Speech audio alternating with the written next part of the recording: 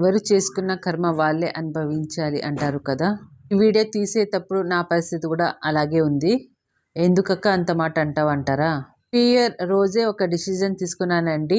నాకున్న చెడు అలవాట్లో ఇదొక్కటి మానేయాలని. ఈ సంవత్సరం అయినా అబ్బే మన వల్ల కాని పని అంటూ ఉంటే ఇదొక్కటే అని నేనైతే నిన్న రియలైజేషన్ అయ్యాను.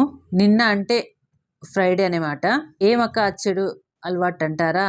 ఏం లేదండి, అలారం మోగేటప్పుడు ఆఫ్ చేసి ఇంకా కొంచెంసేపు నిద్రపోవడం. 5:30, 6కి అలారం పెట్టుకుంటానా, ఇంకొక 5 మినిట్స్ నిద్రపోతామని ఆఫ్ చేసి పండుకుంటే ఒకేసారి 7కి లేసాను. ఇక ఏముంది, మార్నింగే హడావుడిగా పని చేసుకోవాల్సిందే. బాబు స్కూల్కి టైం అవుతుంది కదా. ఇందులో ఎంతమందికి ఈ అలవాటు ఉందో కామెంట్ చేయండి, చూద్దాం. ఇక వీడియో విషయానికి వస్తే బీరకాయ చపాతి అన్నం పప్పు చేశాను. టిఫిన్కి వచ్చేసి బీరకాయ చపాతి, అలాగే బాబుకి లంచ్ బాక్స్కి కూడా పెట్టాలి కదా, సో రైస్ పప్పు చేశాను అనమాట. నుంచైనా ఈ అలవాటు మానుకోవాలని ప్రయత్నిస్తాను, చూద్దాం అవుతుందో లేదో.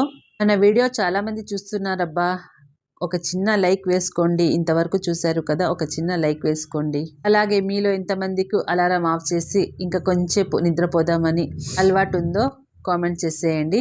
నాకు మాత్రం ఫుల్ జలుబు చేసేసింది, లైట్గా ఫీవర్ కూడా ఉంది. సో అందుకనే నా వాయిస్ ఒక రకంగా ఉంది.